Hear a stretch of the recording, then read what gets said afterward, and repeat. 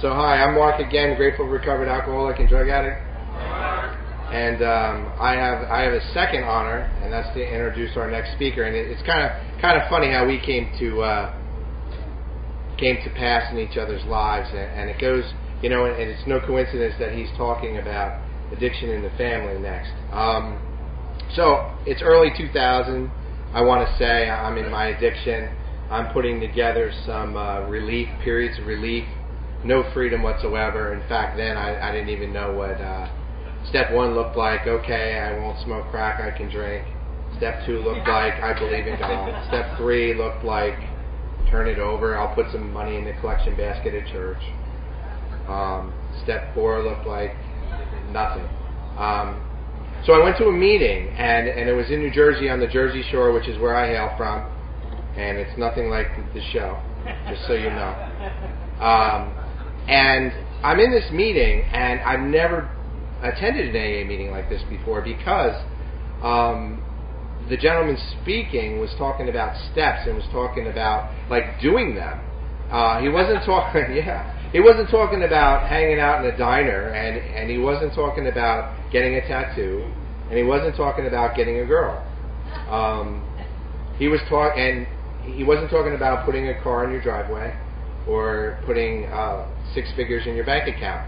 He was talking about solution, which I didn't identify it as solution then. I identified it as unwillingness then for me. So I left that meeting and said, it'd be cool to see him again, and I didn't for a number of years. And fast forward, I want to say 2008, 2009. My cousin calls me up, and and she's been more like a sister than a cousin, and she has taken me to many a treatment center and dropped me off there. And she called me, and she's like, yeah, at this point I'm a clinician and I'm working at a center, and she's like, yeah, I'm dating this guy in AA. I was like, really? Who is he? And she said, Chris S. And I was just like, it just hit me. I had this CD, and it was Chris S. from Pottersville, New Jersey. I got it that day, and I put it together, and I was like, I'm wondering if it could be him. And it was him. And their relationship kind of flourished, and now he's married to her. And when I crashed and burned, almost 3.5 years ago, he knew it, and he's calling me, how you doing? I'm like, I'm good, when I could speak, when you got that, and he knew, and he never confronted me, he told my cousin, he was like, he'll call when he's ready, and that's exactly what happened. And he picked me up in Bradley Beach, New Jersey, and where I was living in a studio apartment, and successfully smoked $18,000 worth of crack in 6 weeks. And I at that time, I was like, I'll go anywhere, and I went to Detox. They showed me a nice brochure with a beach, and that was all it took for me at that point, was a beach. And I saw a bedroom, and that looked good too. And I knew I had to get well fast because I had people to help. And I say that with sarcasm, because I needed to go away for a long time, and I did. What I thought was going to be 45 days turned into 4 months. And what turned into 4 months turned into a 2-year suspension of my clinical license. And I had everything I needed, even some of my wants. But I got a chance to take a lot of people through the big book of Alcoholics Anonymous. And in doing so, I admire the mentorship and the friendship and the love that I've gotten from Chris. And with that, I'm going to bring up Chris Schroeder, who's going to talk about addiction in the family.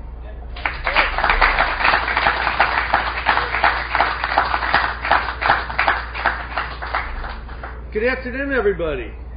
Man, it's good to be here. What a wonderful place this is. What a wonderful piece of God's country that was found to place this particular treatment recovery center on. Mark, thank you for the kind words. Mark is one of those rare clinicians who really understands what the real problem is. You know what the real problem is for people who are addicted or who are alcoholic? The real problem is a separation from God and from their fellow man. That's really what addiction is more than anything else. And Mark is one of those rare clinicians that understands that for there to be true healing, there needs to be that connection to God, and there needs to be a reevaluation of relationship skills that will allow us to go back out and be citizens and be family members and understand how we should comport ourselves on this particular planet. And it's really unfortunate, but those type of clinicians are rare. And it's wonderful. Monty's here, my buddy Monty. Monty and I go way back. We've done a whole lot of things together. We try to go to a lot of the addiction symposiums, and we've probably been in 4 or 5 states together doing something. And it's always a pleasure to be in his company. Chris and Patty are here. That's amazing right there. Great friends of mine. Chris has probably done more for carrying the message of recovery in the English-speaking world than any other person, just because he's been tirelessly flying around the planet, giving uncompromising and unapologetic talks wherever he goes about what the real truth is about addiction and what the real answer is in recovery. And for him to be a friend, him and Patty to be friends of mine, I consider that a great honor. Jimmy, Joe, wow, what can I say? Turning a vision into an actuality like this is, I can see what's going to happen here in the future. I can see not only lives saved, but souls saved. Many of them. There's some people who are in the processes of going through here or have just gone through here who know exactly what I mean. You don't just separate from whatever you're addicted to. You come out with a complete change in your outlook, your attitude, your perspective, the way you behave, the way you think, the way you view the world. It calls this in the big book being reborn. And a place like that offers the power for that to happen. And that also is a very, very rare thing. So, when I was asked to come down and participate in this particular day, this day of celebration, really for this wonderful center and the people involved in it, I absolutely said yes. Like Dave, who is a wonderful friend of mine and does more behind-the-scenes work in treatment centers and treatment processes and helping out people I wouldn't touch with a 10-foot pole. I'm serious. He goes to some of these places that I'm like, Dave, you call this guy. You work with this guy. Oh my God. He's chirping like a squirrel. I don't know what to do with this guy. I was talking with Dave that it's unbelievably rare in the world of addiction treatment for people to have a clue. I hate to say this, but 98% plus of the treatment centers out there don't have a clue. They're working with the wrong tools. They're trying to treat the flu with architecture. It's the complete wrong set of tools to use. For addiction. And I'll tell you what, addictive illness is the #1 health threat in the country today. If you take heart disease and cancer and put them on top of each other, it won't come near the numbers of people affected and afflicted with addictive illness. And we're in the dark ages with most of our treatment processes. People are throwing tons of money into stuff that just is ineffective. Addictive illness is an unorthodox and unbelievably aggressive illness. It's unorthodox because of the way it presents. All right? So many people who are alcoholic or who are drug addicts don't understand the enormity of the problem. They are minimizing. They do not understand how much trouble they're in. That's an aspect of the illness, to not understand how much trouble you're in. I'm shooting heroin with a turkey baster, but it's not really that bad. It really is. It's minimization at its best. And so how addictive illness presents is it presents in some really bizarre ways, and usually the sufferer doesn't understand it's a symptom of addictive illness. I'll give you some examples. Defective relationships. Having your boss always be an idiot. Having your family always misunderstand you. All the police officers have a vendetta against you personally. Your friends are just disloyal. The people that you're in a relationship with just don't respect you enough. And they can't read your mind enough to know what you want and need, so they're always disappointing you. That's a big picture of defective relationships. And there's a great quote in the 12 and 12, which is the 12 Steps and 12 Traditions, that was written for Alcoholics Anonymous. And it basically says, defective relationships are almost always the cause of our immediate woes, including our alcoholism. So that's why I believe defective relationships have a lot to do with addictive illness. Many of the things, Dave was also talking about how we can be misdiagnosed. Surprise, surprise. Listen, if you're drinking yourself to death and every single night you're poisoning yourself with alcohol, or you're doing so many drugs that you haven't slept in a week, and you go in and you put yourself in front of a physician or a psychiatrist, their job is to see what symptoms you have and to prescribe for those symptoms. That's what they do. That's what they've been trained to do. Okay? Very few of them understand addictive illness. There's an organization called ASAM. It's American Society of Addiction Medicine. And there's some 3,000, 6,000 physicians in America that belong to this organization. And these are people who have some additional training in addiction and alcoholism. A medical doctor today only needs about 4 hours worth of study in medical school on alcoholism, and usually that has to do with the chronic effects of alcoholism, like cirrhosis of the liver and esophageal varices. They learn about that. They don't learn how to treat alcoholism or treat addiction except in an acute framework, a medical intervention framework. They don't understand what recovery is for most of them. And even the ASAM doctors, I've known a whole lot of them, even they don't really understand the spiritual characteristics of the problem. Addiction and alcoholism have a monstrously large spiritual component. Each sufferer is ill spiritually. I want to tell one story that basically will show you from my own personal experience what is really the problem, what was really my problem.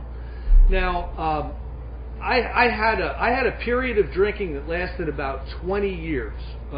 Toward the end of my drinking, I was drinking between a fifth and a quart of hard liquor every single night and going to work. And then on the next day, and on the weekends, I was getting drunk, coming to, starting to drink again, passing out, coming to, starting. I'd get drunk like 5 times on the weekend and somehow try to pull out of it Sunday afternoon so that I could get to work on Monday. It was a gruesome existence. But what would happen to me is I would get off of work and I would beeline to the liquor store. 100 miles an hour to the liquor store the second I got off work, because I needed to buy my vodka or my bourbon, and I needed to be about the business of drinking. And that was my primary purpose. I was focused on that, and I was heading in that direction. Now, I remember this one time, I used to just be able to walk into the liquor store and grab my booze, pay for it, and go.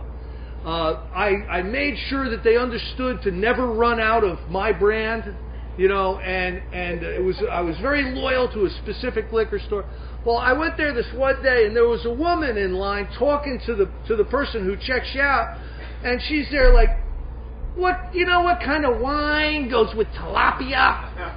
And I'm like, what? And, I'm standing behind her like, come on. And the guy's going, well, there's a nice Cabernet, from the California vineyard regions that have a nice blood. And I'm like, are you kidding me? Are you crazy? This lady's talking about wine. I need to buy this vodka and I need to get out of here. Give her a bottle of Gallo and get her out of here. I mean, I was freaking out. And I got a problem. Move that lady out of here. I got a problem. I'm sober. Now think about this. Is my problem really the alcohol? No, I need the alcohol to soothe the spiritual trauma I'm going through. So addictive illness is it's monstrously bigger than just separating the person from the alcohol. Now, in my first 6 months, I felt like the guy behind the tilapia lady for 6 months.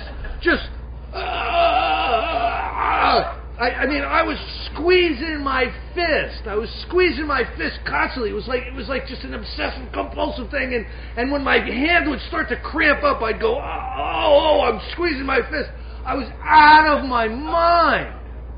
Now, you can't just go to group and treat that. You can't watch a Father Martin movie and be okay. You need a lot more. You need a transformation. You need a spiritual awakening. You need the power of God to flow in you and through you to be able to get past something that aggressive. And for the most part, it's misunderstood. Addictive illness is the most misunderstood illness out there. People misunderstand the problem, and if you're not working on the right problem, you're not working on the right solution. So a lot of times, these treatment processes, or these good intentioned people or family members are working on one problem. What do you think the problem is they're working on? Separate the individual from the drugs or the alcohol. Let's get them sober, okay? That's not the problem. Now, I'm not saying that it's a good idea to keep using. I'm not saying it's not a good idea to become abstinent. It absolutely is. But Bill and Dr. Bob, when they were getting together and the first 100 were contributing to the book Alcoholics Anonymous, the miracle of that thing was they recognized that you don't fight alcoholism with sobriety. And you don't fight drug addiction with being clean. They tried that. It didn't work. It was always followed by relapse. So what do you need? You need a spiritual awakening as the result of the 12 steps. That's what they learned. And they learned that through the Oxford group and what they learned in the Oxford group. And the spiritual exercises that they were taught in the Oxford group. They found out that by spiritual living, one could change their personality so significantly that they could stand behind the tilapia lady in line and it was not a problem. You understand what I'm saying? Now, recovery is about two things. Recovery is about freedom. Dave was talking about this again. And recovery is about power. Now, what is the freedom? The freedom from the bondage of self. Standing behind the tilapia woman, I was in bondage to myself. There cannot be a more self-centered, self-absorbed individual than the alcoholic or the addict. Because it is so all about them.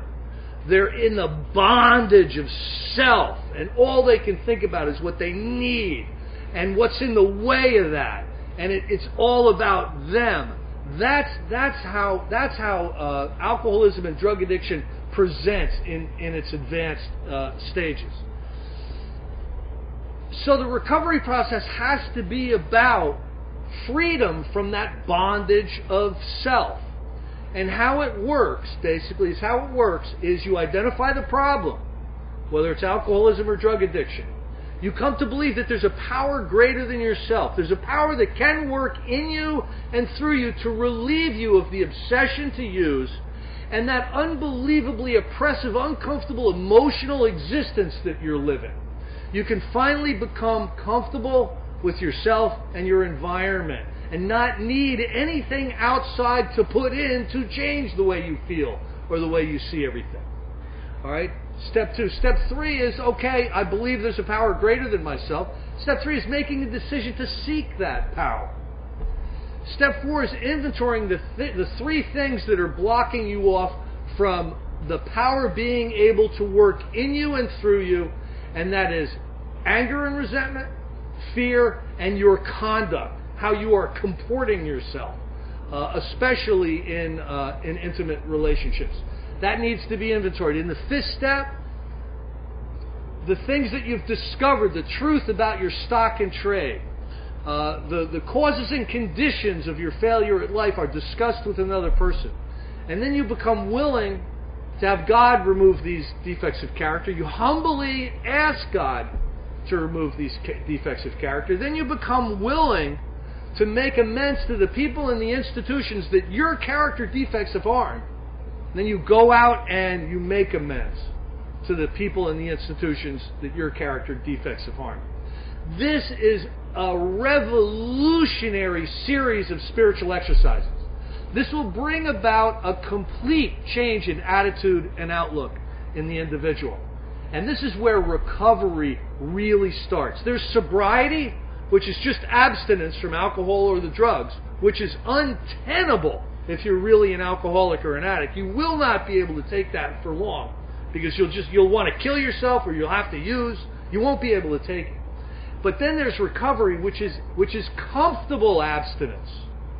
It's that shift in personality, outlook, and behavior that we see. We actually see this happen here. I've met some of the people who've gone through here, and I've met some of the people who've just started here. And you can see the transformation. You can see the selfish, self-centered individual walking in here, figuring out why it's wrong and why everything in here isn't being, handled right. And then you see the person on the other end of the spectrum who's filled with gratitude and compassion and just want to find somebody to help, somebody that's suffering. They just want to find somebody to help. And you see that transformation in a place like this. That's what recovery looks like. That's what recovery looks like. And that's what freedom looks like. Now the power you get from these spiritual exercises is just this. You're able to do things like start up a center like this. I mean, think about the courage it would take to come up with an idea like this, pitch it to somebody, put every card you have on the table, knowing that it's going to work, or you're going to die trying, and go out and do it. That's the kind of power that you get exposed to in recovery. You can be all that you can be. What is that, the Army or the Marines or whatever? But it's true. You can be all that you can be because fear gets removed. What holds us back? We hold ourselves back. We hold ourselves back because of our anxiety and our lack of belief in what we can do and what we can accomplish. All right. The recovery process removes fear. We inventory fear in step 4. We share on our fear in step 5. We ask God to remove our fear in step 6 and step 4. We humbly ask God in step 7 to remove that fear, and then we go out and we do the most courageous thing we can possibly do, and that's make amends. Go back and knock on doors. I'm here to set things right. That takes an enormous amount of courage. We get done with that.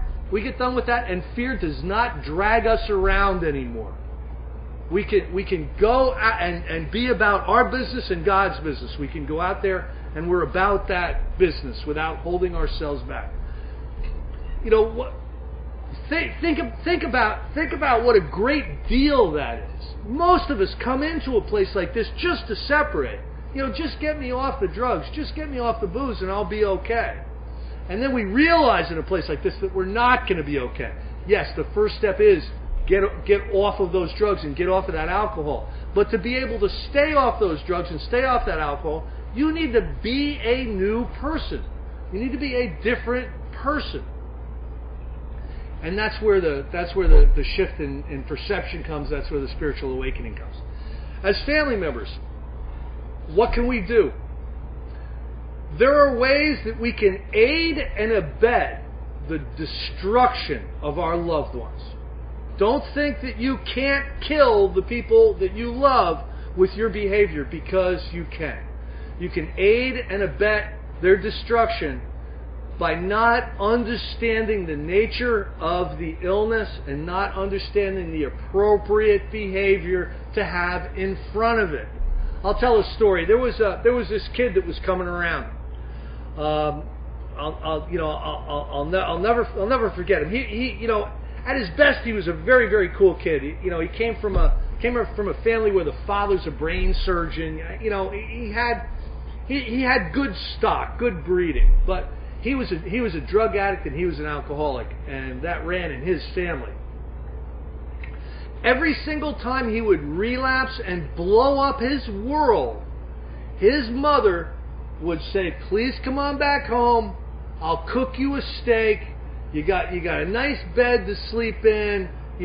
I know you're sick. Just stay in there for the week or whatever, and everything will be fine." And she fed him, and she made sure that she did his laundry, and she paid for his summonses that he got, and she took care of all the problems. Now,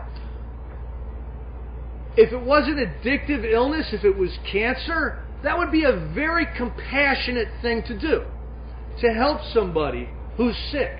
That would be a very compassionate thing to do. In addictive illness, that kind of behavior kills, because it enables the person to continue the life cycle of addiction on and on and on. It makes it easier for them to go back out the next time. And that's exactly what happened. This kid, finally, he was drinking and he was on oxys, drunk on oxys, and he did not wake up. He went to sleep and he did not wake up. And you can't go to a mother and say, this really is your fault, but it kind of was. You know what I mean? Like why did if you would have put him out, it could have made things more difficult for him. He might have sought a solution sooner. I know an individual very well who went to like 13 rehabs. The parents just kept paying. Oh, okay. Well, where's the next place? Where's the next place? Finally, when they were done, this is it. We're putting you in this place, but do not call us again. Go to the halfway house, start rebuilding your life after this. You're cut off, you're done. That was the day the individual was faced with the choice of basically engaging in a recovery process or going on without any backup, any support, or any money. Sometimes a family can take actions that are conducive to an individual finding recovery. Some really great lessons are to be learned by the real experienced Al-Anons. I'll tell you a great story about an Al-Anon that I know. Now, just because you're an Al-Anon doesn't mean the person immediately stops drinking, or if you're a Nar-Anon, they immediately stop using drugs. It's more about learning how not to be tied into the dysfunction and emotional anguish of the addictive cycle in your home. But this woman, what would happen is her husband would get really drunk, the whole family would get upset, and everybody would be yelling at him, and he'd fall down on the floor and pretend to be dying. And then everybody go, what can we do? What can we do? We're sorry we were yelling at you, okay? Well, she started to go to Al-Anon. She starts to go to Al-Anon, and the same thing happens. The kids are yelling at the father. The father falls on the floor, pretends he's dying, and she vacuums around him. Okay? Now that's a beautiful lesson. That's a beautiful lesson of detachment. Sometimes we do need to detach. Of course we love the people who are in our family. I'll tell you what, a lot of times we love them more. If we've got a straight A student that does all the right things and is really perfect, and we've got an addictive son that blows up the world every 5 minutes, sometimes we pay a lot more attention to the guy blowing up the world, and sometimes our hearts are really with that person, because people who are alcoholics and people who are drug addicts are remarkable people sometimes.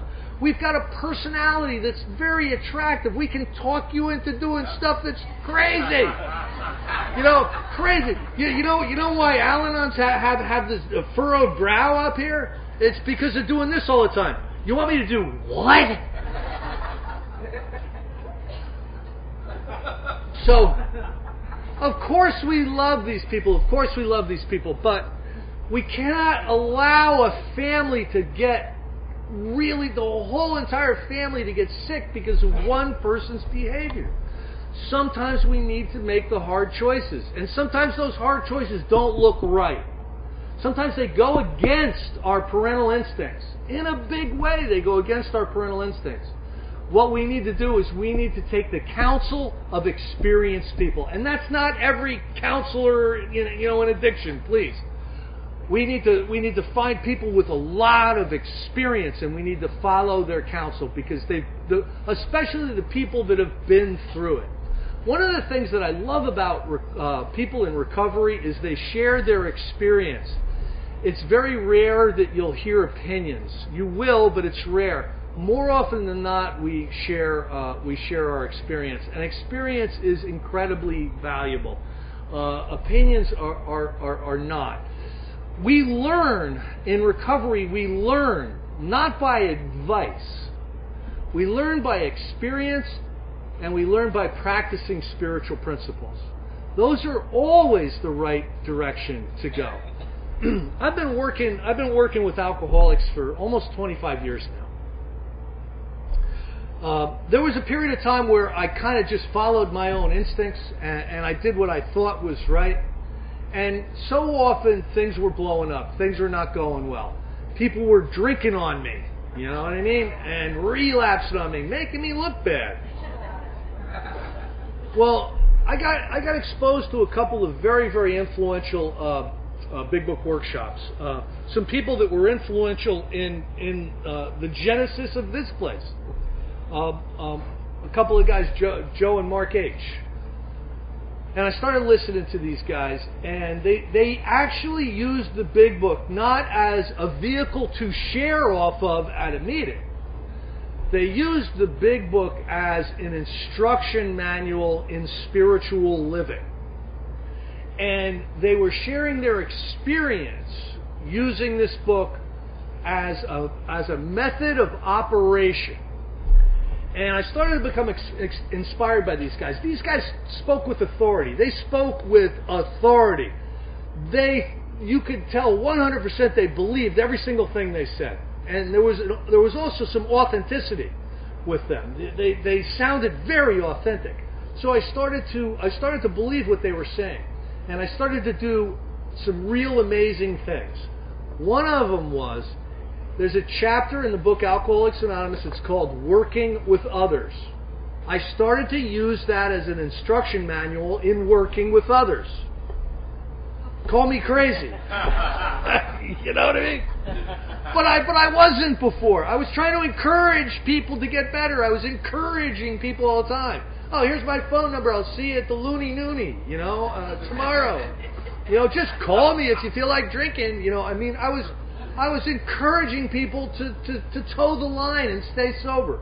Well, there's a huge difference between encouraging somebody to toe the line and stay sober and offering somebody a path to freedom and power through the practice of the 12 steps in the book Alcoholics Anonymous. So I started to pay attention to this chapter. And in this chapter, there's a huge amount of instructions for working with people. Now, for the family members in here, there's a couple of chapters that are vital for you. One of them is the chapter to wives, and if you're a husband, don't not read it because it says it's a chapter to wives. It should really say the chapter to the spouse. There were mainly men alcoholics back in the 30s. Not that there weren't women alcoholics. this is just the way the fellowship developed. Nowadays, I think it's 48% of membership in AA is women, which is about where it should be. But anyway, there's a chapter to wives, and it talks about how you are to approach the alcoholic who's still drinking. What are you supposed to do? How are you supposed to act? What are you supposed to say to them? When they come up and they ask you to, answer the phone because it's the boss calling, what are you supposed to do? And there's some really, really great advice in there. And there's even a level of alcoholism that's very important in the chapter to wives. Type 1, 2, 3, and 4. The heavy drinker all the way through the chronic, low-bottom alcoholic. And that information allows you to identify how much trouble, your spouse is in. That's very, very important.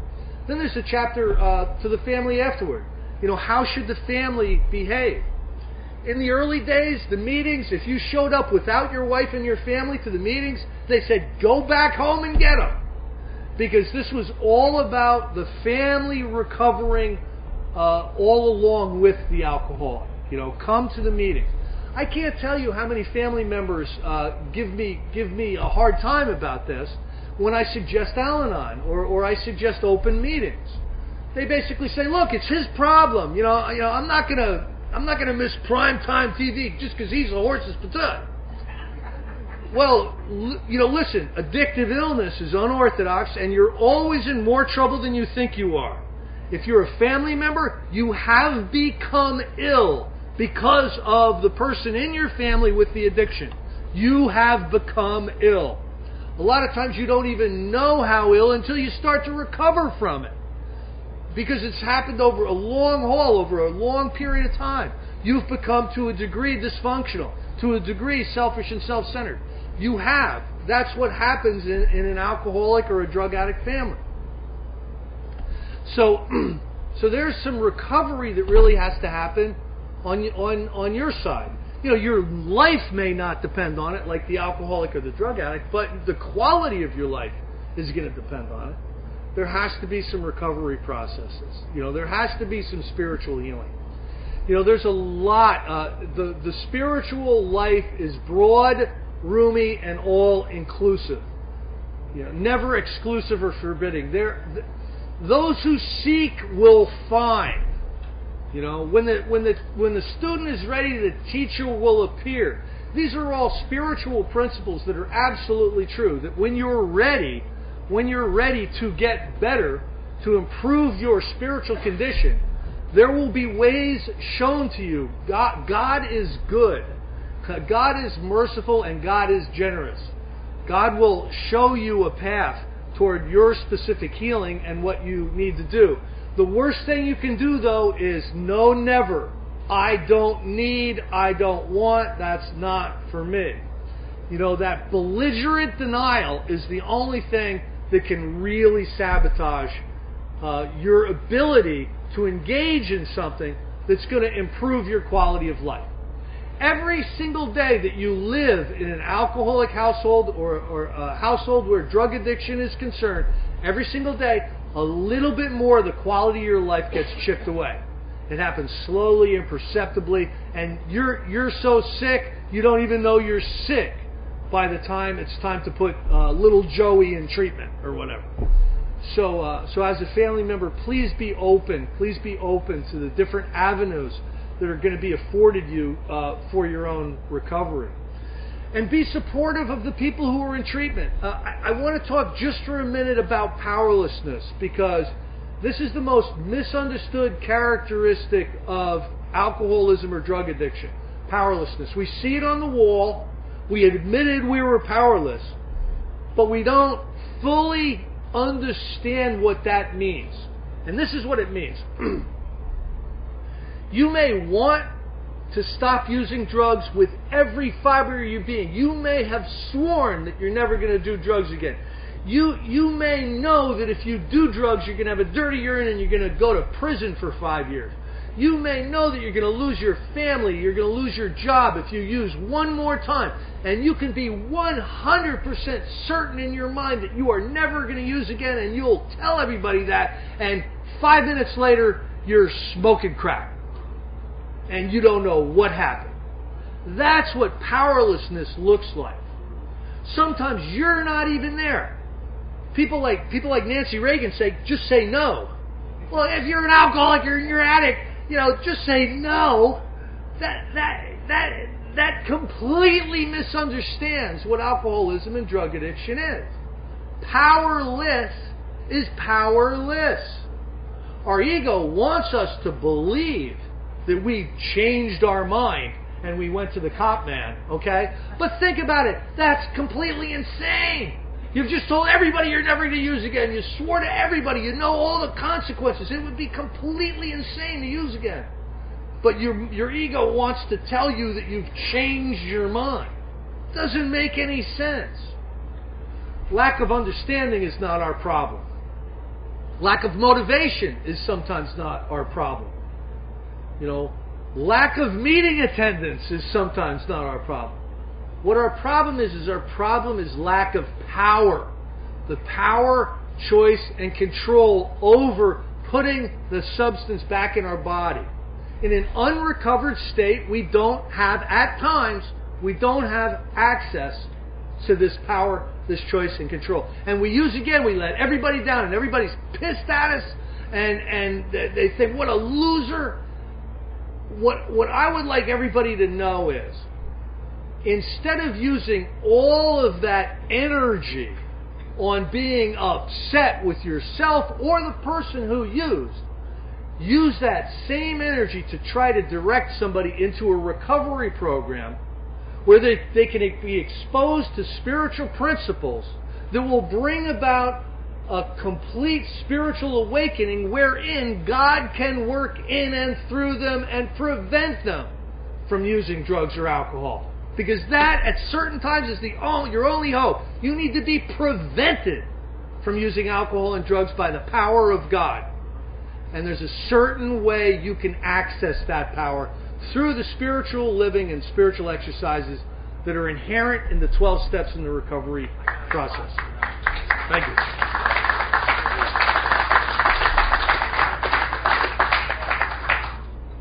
We need to understand better as family members. We need to understand better what's going on. These people aren't bad. They're not morally, they're not liars and cheaters and thieves.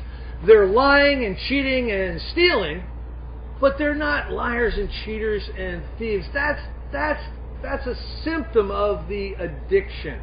A lot of times, every once in a while, you do get liars and cheats and thieves. I'm not saying that you don't. But for the most part, the people who are really alcoholic and who are really drug addicts, they have consciences. That when they do something wrong, they are pained by it. Now, I've worked with a couple of sociopaths. You know what a sociopath is? A sociopath is somebody that could pull out a gun and shoot you and not ever think about it again. Never even think about it again. Okay, that's like a sociopath. We are not sociopaths. Every single thing we do negative out there in the universe impacts us, and it comes back to us, and we feel shame, guilt, remorse. That's what happens because that's part of our emotional illness. We need to understand what alcoholism is. We need to understand what addiction is so that we're working on the right problem. If we really understand the problem, we'll be about the business of the correct solution. That's all I got. Thanks.